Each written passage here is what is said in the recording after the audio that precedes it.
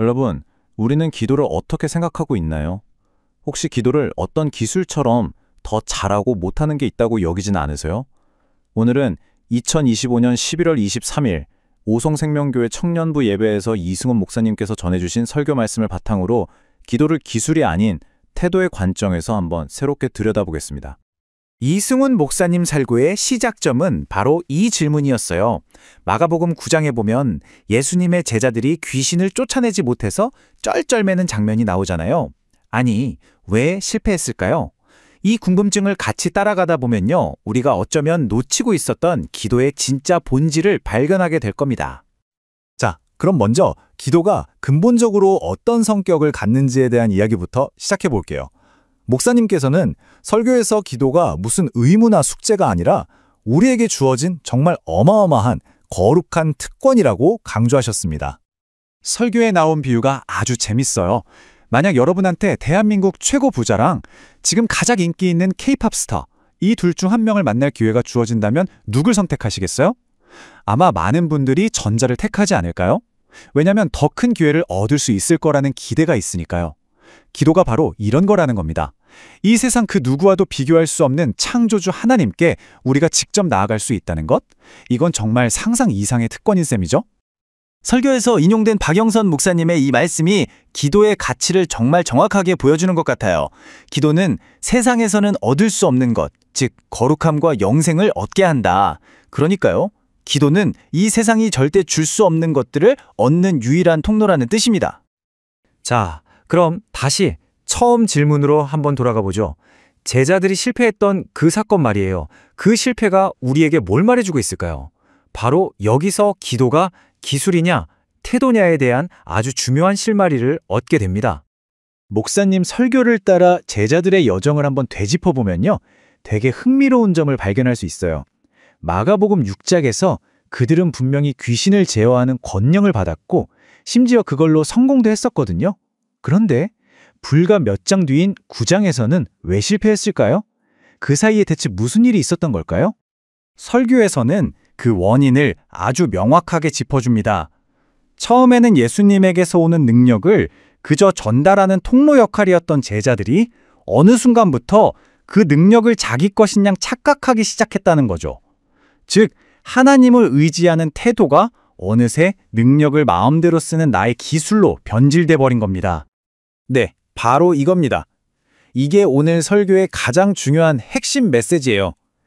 기도는 숙달해야 할 기술이 아니라 하나님을 온전히 의존하는 태도다. 이건 우리의 관점을 내가 뭘 얼마나 잘하느냐에서 내가 하나님과 어떤 관계에 있느냐로 완전히 뒤바꿔 놓는 선언이죠. 그런데 만약에 기도를 태도가 아니라 내 노력과 정성으로 여기게 되면 어떻게 될까요? 설교에서는 바로 이 지점에서 우리가 너무나 빠지기 쉬운 간절한 기도의 함정에 대해 이야기합니다. 목사님께서는 이걸 공로주의의 잘못된 논리라고 지적하셨어요. 이게 어떤 식이냐면요, 1단계, 내가 열심히 금식하고 특별 헌금도 드리고 온갖 정성을 쌓아요. 그럼 2단계, 이 정도 정성이면 하나님이 들어주시겠지 하고 기대하게 되죠. 그리고 마지막 3단계, 급기야 하나님은 반드시 응답해야만 한다는 착각에 빠지게 되는 겁니다.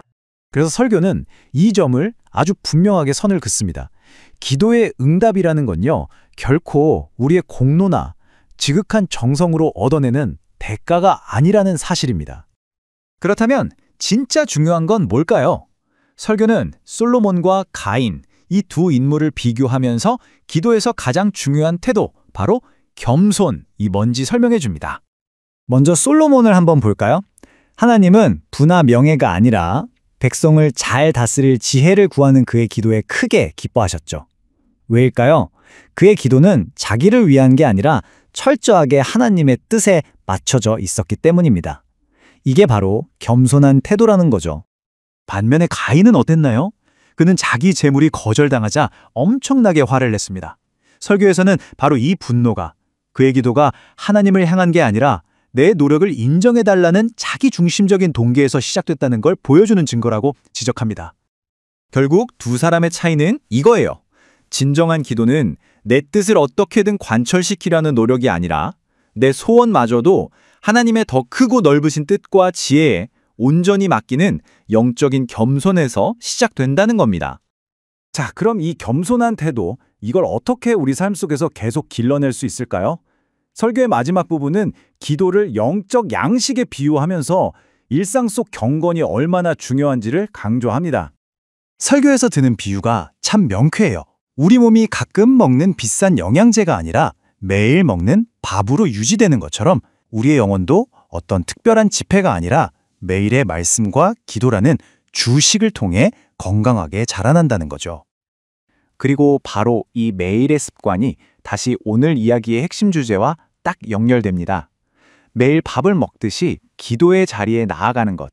그것이야말로 우리의 모든 능력이 내 것이 아니라 하나님으로부터 온다는 사실을 끊임없이 기억하고 그분께 의존하는 태도를 훈련하는 가장 확실한 방법이기 때문입니다. 그리고 설교는 우리에게 마지막으로 이런 도전을 던집니다. 단순히 기도를 하는 사람을 넘어서 기도의 사람이 되라는 거죠. 기도가 내가 하는 어떤 행위가 아니라 나의 존재 자체가 되라는 겁니다. 자, 이 내용을 들으신 여러분께 한번 묻고 싶네요. 여러분의 기도는 기술입니까? 아니면 태도입니까?